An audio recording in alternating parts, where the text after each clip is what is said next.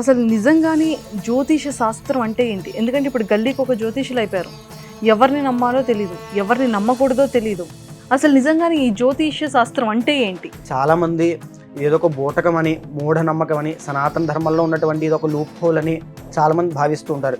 కానీ ఇది కూడా ఒక సైన్స్, ఆస్ట్రాలజికల్ సైన్స్ అండి. ఓకే. ఇది సైన్స్‌కి సంబంధం ఉంటుంది. ఇది సైన్స్, ఖగోళ శాస్త్రముకు సంబంధించిన, ఆస్ట్రానమీకి సంబంధించిన సైన్స్ ఇది. ఓకే.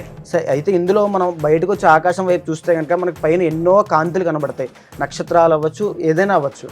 అయితే అందులో స్థిరంగా ఉండేటువంటి వాటిని నక్షత్రాలని, ఎప్పుడు గతులతో కదిలేటి వాటిని గ్రహాలని గుర్తించి వాటిని నక్షత్రాలుగా విభజించి వాటిని అధ్యయనం చేసి అది మనిషి మీద పడేటువంటి ప్రభావాన్ని, జీవరాశుల మీద పడే ప్రభావాన్ని అధ్యయనం చేసి ఏ మార్పులు చెందుతున్నాయి, ఎటువంటి జాగ్రత్తలు తీసుకోవాలి, మానవాళికి ఎటువంటి ప్రకృతి వైపరీత్యాలు సంభవిస్తాయి అనేది తెలుసుకుని ముందు తగు జాగ్రత్తలు తీసుకోవడం కోసం మాత్రము ఈ యొక్క జ్యోతిష శాస్త్రం అనేది ఉద్భవించింది.